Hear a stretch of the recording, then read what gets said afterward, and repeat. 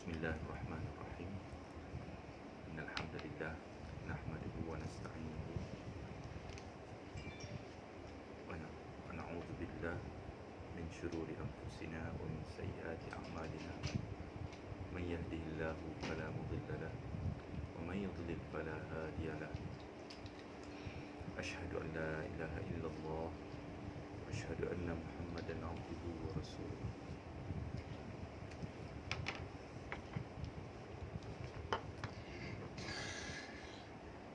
Allahumma salli ala Muhammad wa ala ali Muhammad.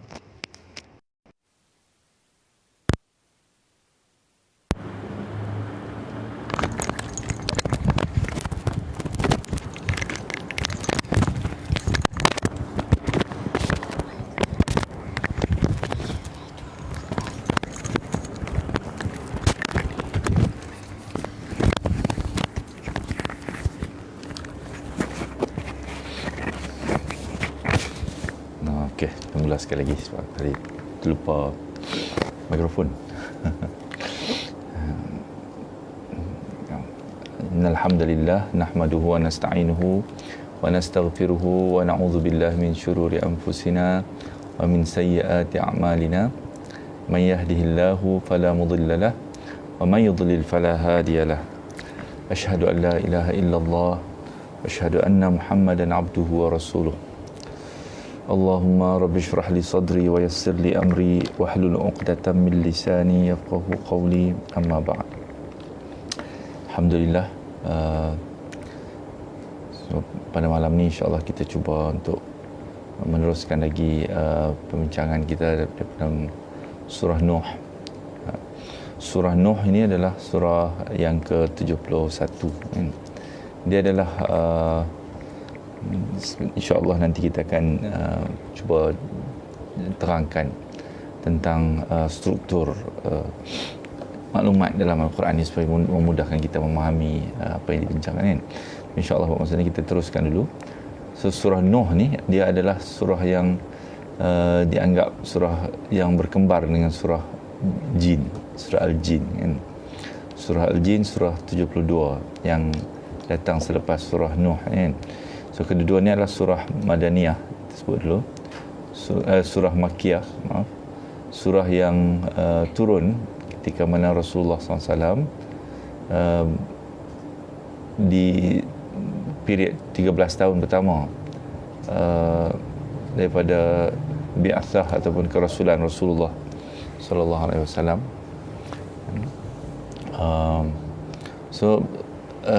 Struktur dia hampir-hampir sama kan. Surah Nuh ada 28 ayat. Nanti selepas ni kita akan juga melihat surah Jin. Surah Al-Jin ni ada 28 ayat juga, sama kan. Surah Nuh dan surah Al-Jin ni kedua-duanya ada satu blok saja cerita dia kan. Jadi surah Nuh seperti yang telah pada yang baru menyertai kita sebut sedikit latar belakang kan.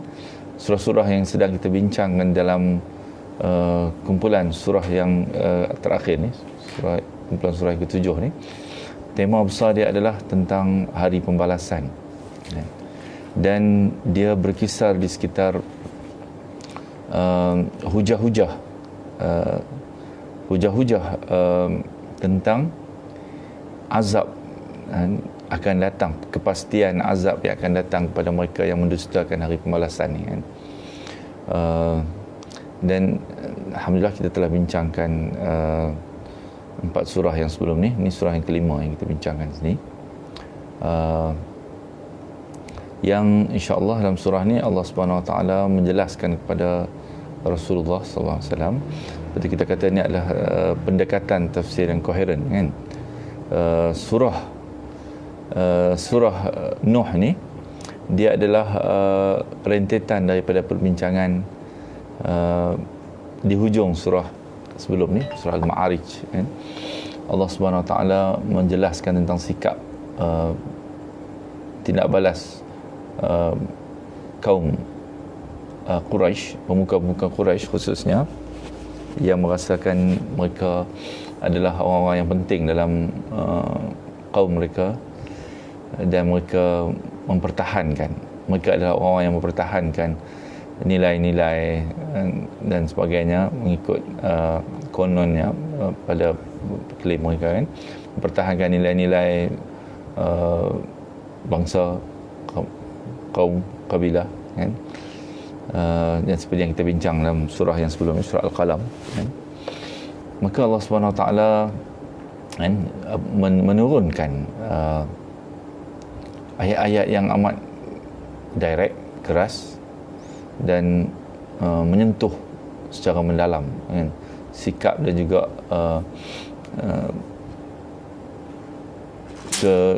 kejahatan mereka ini yang menolak dan memperlekehkan hujah-hujah ataupun amaran daripada Allah SWT tentang hari pembalasan kan. Jadi dalam rangka inilah maka Allah SWT menceritakan kepada Rasulullah SAW tentang pengalaman Nuh alaihissalam kan. Jadi kita telah bincangkan dalam ayat 1 sampai 7 dua tahap pertama dalam dakwah Nabi Nuh kan. Ini adalah setelah Nabi Nuh mengajak kaum dia mendustakan ataupun tidak mahu menerima ajakan Nuh alaihissalam ni kan? Sehingga Nabi Nuh kan, pada tahap yang kedua dalam seruan dia mengadu kepada Allah Subhanahu Wa Taala akan usahanya yang telah berlangsung lama dan menggunakan sepenuh daya dia, tapi tidak juga mengubah keadaan atau keengganan kaum dia untuk menerima dia amaran dan ancaman yang disampaikan oleh Nabi Nuh kepada kaum dia ni kan. Kemudian setelah mengadu kepada Allah Subhanahu Wa Taala ni, seperti yang kita baca, ini adalah sunnah perjalanan dakwah, mission para rasul dan juga orang-orang yang beriman kepada Allah Subhanahu Wa Taala. Dakwah ni ataupun ajakan ni, penyampaian message ataupun message warning daripada Allah Subhanahu Wa Taala ni kepada kaum dia berjalan dalam masa yang amat panjang kan. Nabi Nuh dengan seperti yang kita baca dalam surah Al-Ankabut ayat 14 kan, Nuh ni diutus kepada kaum dia, berdakwah kepada kaum dia, tinggal selama 950 tahun dengan kaum dia ni menyampaikan dakwah kan. Maknanya 950 tahun ni kemungkinan besarnya adalah tempoh kerasulan kan.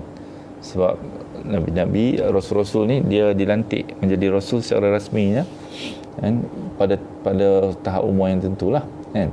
Rasulullah SAW pada umur 40 tahun kan, baca kan. Jadi Nuh alaihissalam lama sekali menyeru kaum dia, tapi apa yang dia buat malah menyebabkan kaum dia lagi melarikan diri daripada dia kan. Tak menerima, tak mempercayai ancaman yang dia sampaikan, bahawa Allah Subhanahu Wa Taala akan mengazab mereka yang mempersendakan tentang kepastian akan adanya hari pembalasan ni. Dan juga mereka mempersendakan ancaman bahawa sesiapa yang menolak akan adanya hari pembalasan ni, tidak beriman dengannya, maka Allah Subhanahu Wa Taala akan menurunkan azab kepada mereka, sama ada di dunia ataupun sejurus selepas mereka meninggalkan kehidupan di dunia ni kan. Itu adalah cerita yang telah kita baca dalam surah-surah yang sebelum ni kan. Jadi pada sunnah dia, apabila seorang rasul ni dia mengadu kepada Allah Subhanahu Wa Taala kan, apabila Allah Subhanahu Wa Taala memberi isyarat supaya dia berhenti, maka dia akan berhenti kan. Tapi dalam kes Nuh ni belum lagi kan.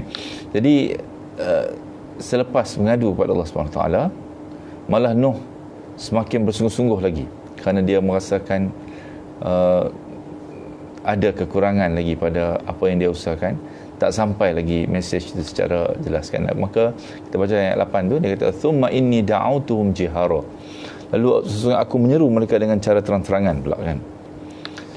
Thumma inni a'lantu lahum wa asrartu lahum israra, dan aku menyeru mereka lagi dengan di tengah-tengah publik awam kan, dan aku juga menyeru mereka secara sembunyi-sembunyi, kontak seorang demi seorang, panggil juga secara publik kan. Dan faqultu astaghfiru rabbakum innahu kana ghaffara. Itu adalah isi atau mesej penting Nuh, mesej tauhid Nuh ni, menjelaskan kepada kaum dia supaya meminta ampun secara terus kepada Allah Subhanahu Wa Taala tanpa perantaraan lagi. Inilah yang menjadi titik perbalahan Rasul dan kaum Quraisy juga kan, dan juga kaum-kaum lain kan. Seruan kepada tauhid dan peringatan kepada, dia ada 3 kan, yang kita baca pada ayat 7 kan.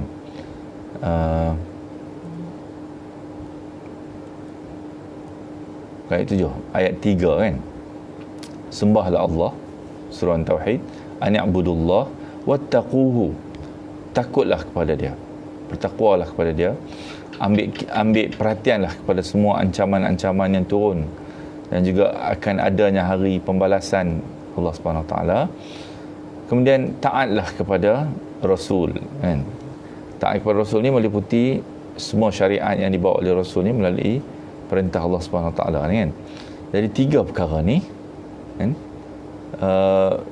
Nuh alaihissalam dalam ayat 10 ni dia kata kan, maka aku berkata kepada mereka kan, faqul tustaghfiru rabbakum innahu kana ghaffara. Jadi ini adalah mesej penting Nuh, mesej tauhid ni mengatakan apa? Tidaklah minta ampun ni kepada Allah saja kan, tidak boleh melalui apa-apa perantara. Sebab Allah Subhanahu Wa Taala saja yang ada hak, ada kuasa untuk mengampunkan kan. Tidak ada mana-mana zat yang lain di dunia ni ataupun di alam lain pun, malaikat ke apa-apa saja, yang boleh mengampunkan manusia kecuali Allah SWT. Ini adalah hak mutlak Allah SWT kan? Kedudukan istimewa di sisi Allah kan? Yang kan? Sebab mengapa salah satu sebab kaum Nuh ni menentang Nuh juga kan, sebab Nuh mengajak kepada ni antara mesej dia kan, mesej tentang pembalasan dan mesej tentang mentauhidkan Allah Subhanahu Wa Taala ni kan. Jadi Nuh alaihissalam menjelaskan kepada kaum dia apa akan kamu akan dapat apabila kamu bertindak balas terhadap peringatan Allah Subhanahu Wa Taala ni kan. Jadi ini yang kita nak faham, setelah kalau Allah Subhanahu Wa Taala turunkan ujian, turunkan bala, kita kata kan, apa saja yang menimbulkan kesusahan pada hidup manusia ni, dia adalah ujian, bala dan juga peringatan kan, ancaman kan.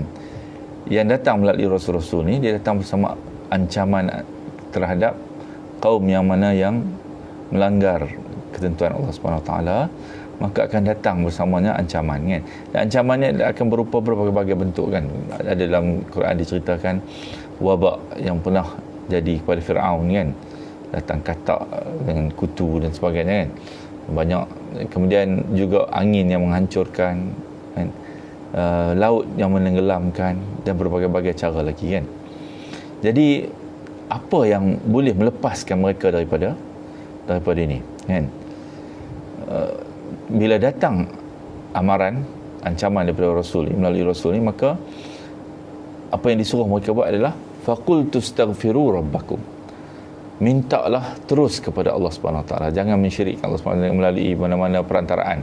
Zulfa kan, dalam surah Az-Zumar ayat 3. Nanti kita akan sampai surah Az-Zumar ni kalau diumur panjang masalah ini kan. Di dalam grup yang kelima kan, ni grup ke-7 kita sedang bincang ni kan.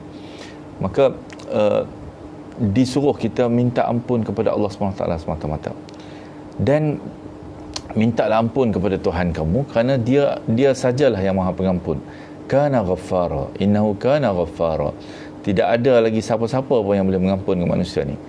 Kuasa mengampun hanya duduk di tangan Allah SWT saja. Dia berbeza dengan dalam Kristian dan sebagainya kan. Ada manusia, ada perantara dengan Allah SWT yang boleh mengampunkan manusia ni sebelum sampai kepada Tuhan dia kan, Jesus dan sebagainya kan, bagi dia. Na'udzubillah kan. Jadi minta ampun kepada Tuhan kamu terus, direct Apa kamu akan dapat? Yursilis samaa'a 'alaikum midrara. Nescaya dia akan menurunkan hujan yang lebat dari langit kepada kamu.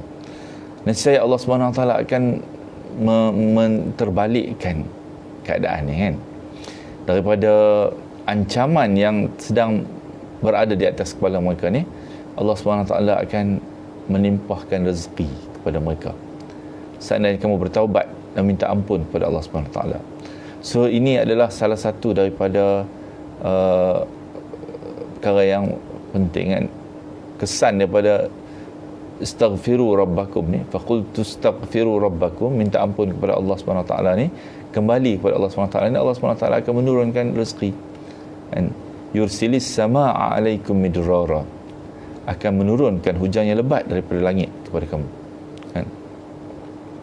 Dan juga Allah SWT menjanjikan, wa yumdidkum bi amwalin wa banin wa yaj'al lakum jannatin wa yaj'al lakum anhara, dan Allah akan memperbanyakkan harta dan anak-anak kamu kan?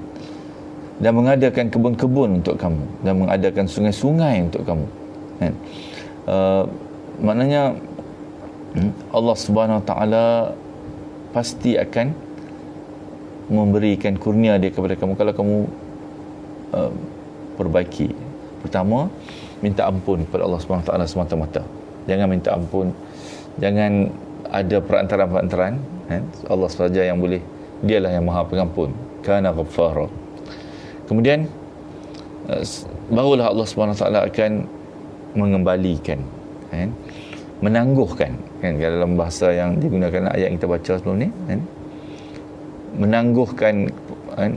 Ayat 4 kan, dia akan menangguhkan wa yuakhirkum ila ajalin musamma, sampai batas waktu yang ditentukan kan. Allah akan bagi respite kan, penangguhan terhadap ancaman daripada kesilapan dan kesalahan mereka.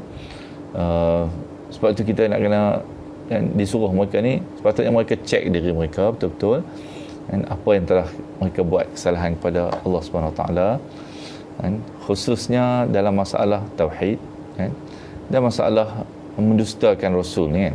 Itu adalah perkara yang mendustakan Rasul akan melibatkan syariat Allah SWT ditinggalkan kan, diutamakan yang lain kan. Kemudian juga tidak mensyirikkan Allah SWT. Itu salah satu lagi daripada dosa yang selalu yang berlaku kepada kaum-kaum ni kan. Maka Rasul ni datang untuk menyampaikan Allah akan hancurkan kamu, Allah akan azabkan kamu kan. Jadi kalau kaum ni perbaiki, inilah cara dia nak perbaiki kan. Mohon ampun kepada Tuhan kamu, dan dia Maha Pengampun. Pasti Allah SWT akan mengurniakan kepada kamu kebaikan-kebaikan ni kan. Jadi awan yang membawa hujan, memperbanyakkan harta, anak-anak, dan mengadakan kebun-kebun untuk kamu, dan mengadakan sungai-sungai untuk kamu kan. Malakum tarjuna lillah, malakum la tarjuna lillahi waqara. Mengapa kan kamu tidak takut kan? Malakum la tarjuna lillahi waqara. Mengapa kamu tidak mengharapkan ataupun meyakini kan? Mengapa kamu tidak la tarjuna, tidak meyakini, mengharapkan atau menjangkakan kan? Lillahi waqara kan? Bahawa Allah Subhanahu Wa Taala ni kebesaran dia tu adalah meliputi segalanya kan. Bahawa Allah Subhanahu Wa Taala mempunyai sifat waqara. Waqara ni meliputi keagungan dan kemurkaan dia sekali, kedua-duanya kan. Kenapa kamu tidak jangka ataupun kamu tidak percaya kan, kamu tidak menerima? Terju ni harap kan, harap, jangka kan. Kenapa kamu tidak benar-benar meyakini lah kita katakan, atau mengharapkan betul-betul Allah Subhanahu Wa Taala dengan kekuasaan, kebesaran dia meliputi keagungan dan kemurkaan dia sekali kan. Maka Allah Subhanahu Wa Taala boleh menyeksa, mengazab kamu kan. Ini sifat waqara kan. Jadi kenapa mereka tidak mahu, tidak boleh beriman, meyakini bahawa Allah Subhanahu Wa Taala mampu untuk mengazab mereka kan, menghancurkan mereka kan. mereka tidak menerima peringatan Rasul ni. Jadi sebab itulah ayat seterusnya Allah SWT ketengahkan hujah-hujah yang menceritakan bahawa Allah SWT ni sebenarnya dia ada sifat waqara ni, kan? Dan hendaklah kamu yakin dan percaya bahawa Allah SWT maha mampu untuk melaksanakan apa yang diancamkan kepada kamu, kan? Wa qad khalaqakum atwara, dan sesungguhnya qad, pastilah, sesungguhnya dia telah menciptakan kamu dalam beberapa tingkat kejadian. Ini adalah hujah, kan? Hujah untuk menjelaskan tentang sifat waqara Allah ni, kan? Allah Subhanahu Wa Taala mampu, dan Allah Subhanahu Wa Taala juga mempunyai sifat kebesaran, kemampuan, kebesaran kekuasaan dia, dan kemurkaan dia juga terhadap hamba-hamba yang engkar, kan?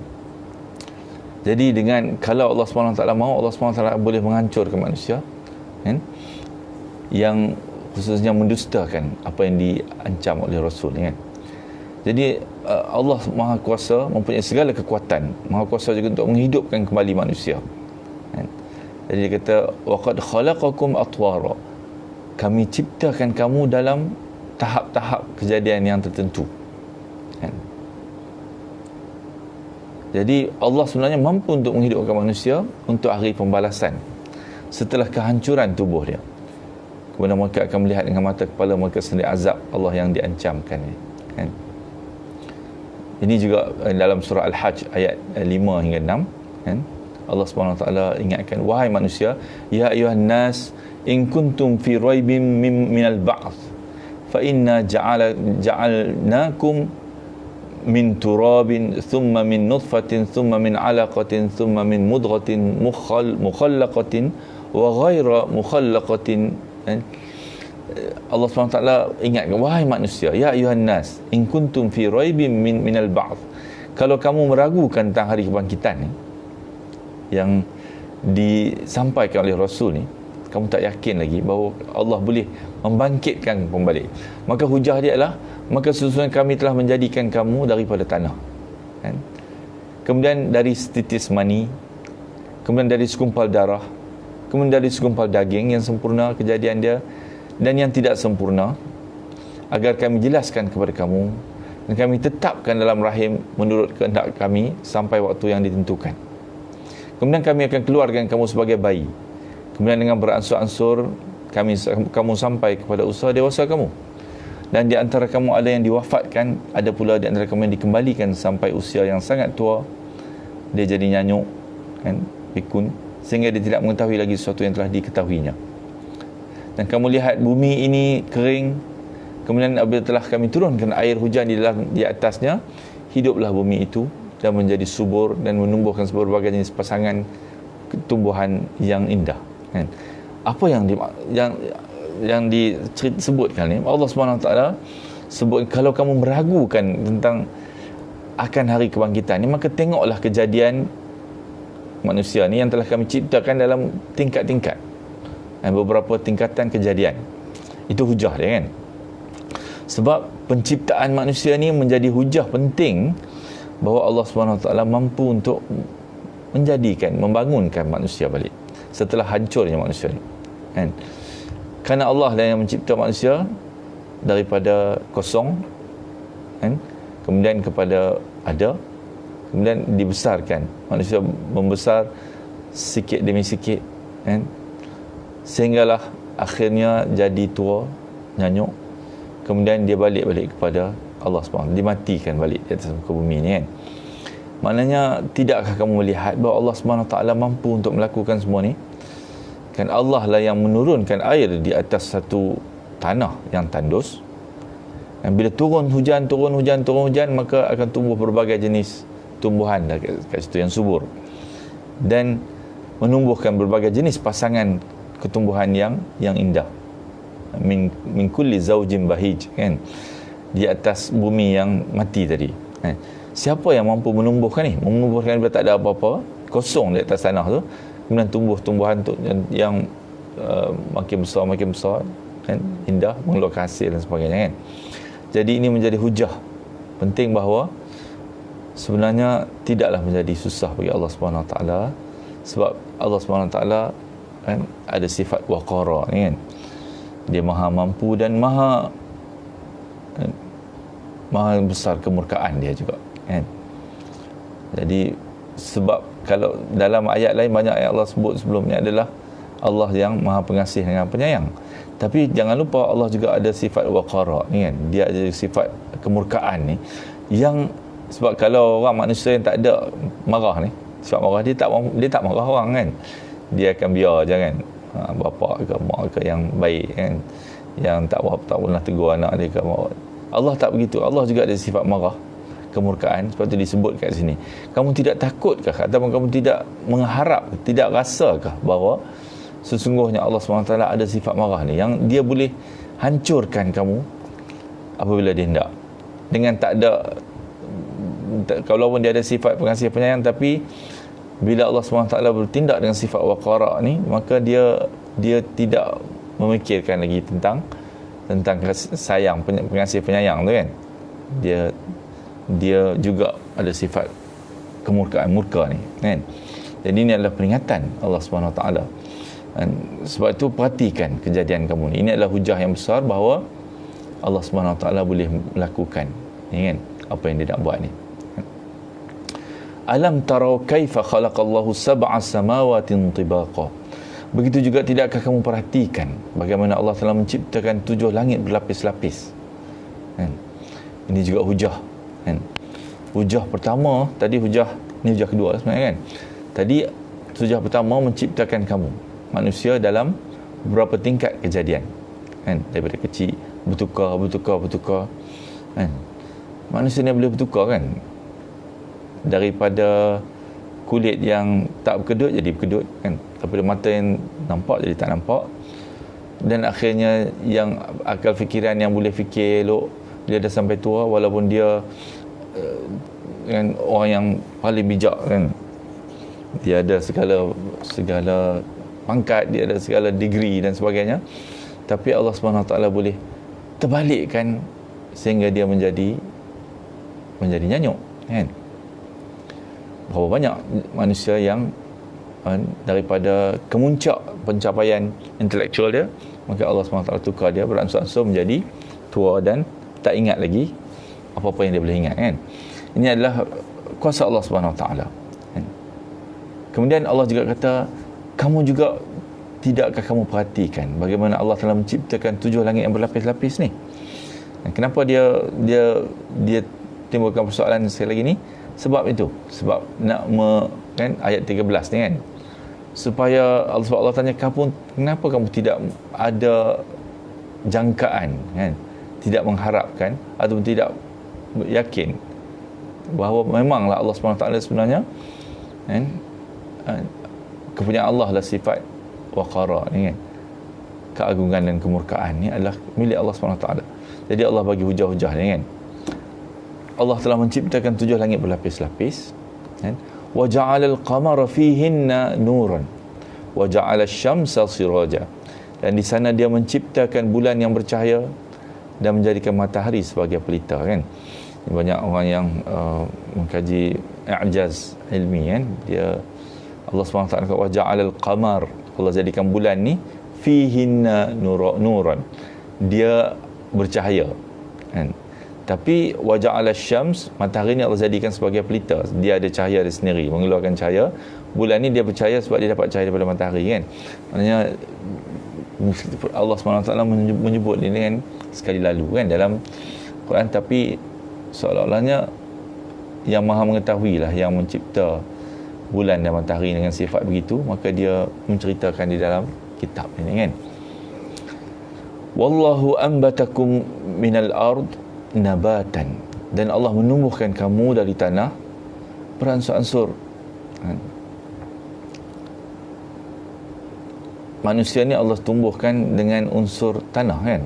Itulah yang dibuat kepada Nabi Adam, dan juga semua kita ni kan, tubuh badan kita ni adalah ditumbuhkan oleh Allah daripada tanah juga kan. Malah semua makanan kita dan semua apa-apa yang kita menjadi sebahagian daripada tubuh ini datang daripada tanah kan. Jadi hujah-hujah Allah ni, hujah-hujah langit, hujah-hujah manusia, kemudian dibawa ke bumi pula kan. Dan bermula dengan ciptaan Allah yang paling hebat di muka bumi ni, itu manusia. Jadi hujahnya ialah Allah, amat mudah bagi Allah menumbuhkan kamu sebagaimana segala sesuatu yang ditumbuhkan Allah daripada tanah, tumbuhan yang lain juga kan.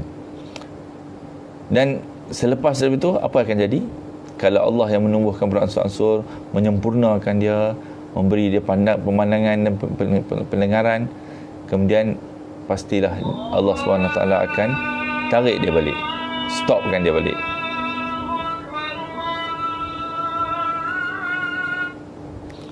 Stopkan dia, mengembalikan dia balik kepada penghujung dia. Jadi semua yang Allah bagi ni, dia ada masa tamat. Itu adalah hujah yang thumma yu'idukum fiha wa yukhrijukum ikhraja. Kemudian dia mengembalikan kamu ke dalamnya, ke dalam tanah balik, dan mengeluarkan kamu di hari kiamat nanti dengan pasti. Sebab dia yukhrijukum ikhraja tu dia bentuk yang menekankan kesangatan itu kan. Yukhrijukum ikhraja, pasti betul-betul Allah akan keluarkan kamu. Sebab itu diterjemahkan dengan Allah pasti akan keluarkan kamu kan. Wa yukhrijukum, keluarkan kamu ikhrajan, dengan pengeluaran yang pasti kan. Jadi kemudian Allah, setelah Allah tumbuhkan kamu daripada beransur-ansur, membesar, sempurna, kemudian Allah akan kembalikan kamu balik ke tanah. Dan kemudian Allah akan keluarkan kamu balik bila? Setelah ditiup sangkakala ni, keluar balik dengan pasti kan. Jangan ragu-ragu. Sebab itu ditekankan yukhrijukum ikhraja tu, pasti Allah akan keluarkan ni, supaya kerana dia ni menjawab keraguan mereka tentang ancaman Rasul, azab yang akan datang pada hari pembalasan ni kan. Pembalasan yang pasti akan datang kan.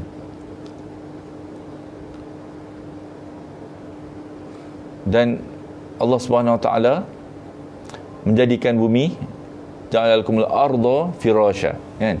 Allah menjadikan bumi ini untuk kamu sebagai hamparan. Jadi Allah Subhanahu Wa Taala, wallahu ja'ala lakumul ard, menjadikan kamu bumi sebagai firashan, sebagai hamparan kan. Supaya kamu dapat pergi ke sana kemari di jalan-jalan yang luas ni untuk kan,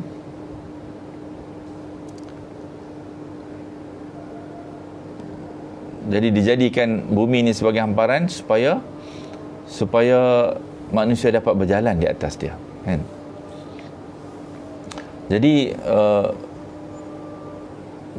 setelah Allah ceritakan tentang penciptaan langit ni, maka Allah cerita pula bumi ni kan. Hujah dia, Allah jadikan sempurna, semua ni sempurna kan. Kenapa Allah jadikan elaborate, very elaborate kan. Manusia pun Allah jadikan dia beransur-ansur, semakin sempurna. Langit pun juga Allah jadikan kan, dalam surah Al-Mulk kita baca mula-mula dulu kan, dijadikan dengan sempurna, kemudian dihiaskan lagi. Walaqad zayyana as-samaa'a ad-dunya bimasabih wa ja'alnaha rujuman lisyayatin. Kamu jadikan langit ni, kemudian kami hiaskan dia dengan bintang-bintang. Allah boleh jadikan langit tu, tinggalkan macam tu, tak payah duk hias kan. Tapi Allah SWT jadikan dia sesempurna mungkin. Manusia pun begitu juga, ditingkatkan setahap demi setahap. Kemudian Allah bagi dia pendengaran dan penglihatan kan, supaya dia boleh menjadi makhluk yang terbaik kan, berfikir, menggunakan apa yang Allah kurniakan ni, supaya dia yakin dengan apa yang Allah dijanjikan oleh Rasul ni kan. Begitu juga bumi ni kan, Allah jadikan bumi ni sebagai hamparan, dan juga dengan fungsi dia yang amat sempurna kan.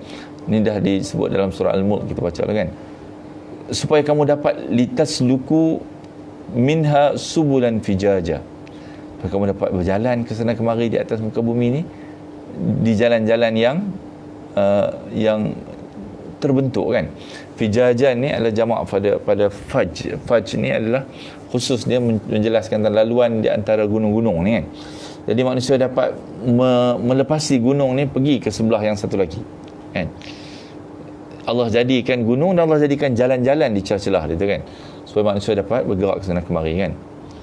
Ini adalah hujah terhadap pertanyaan Allah, kenapa kamu tidak percaya bahawa Allah SWT ni boleh ada kemampuan untuk melakukan ancaman ni, melaksanakan ancaman ni kan. Sebab tu dia ada waqara ni kan, dia ada kemampuan kuasa dan dia juga ada sifat kemurkaan dia.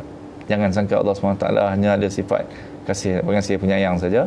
Allah juga ada sifat waqara ni yang akan melaksanakan ancaman dia ni dengan sehebat-hebat azab kan.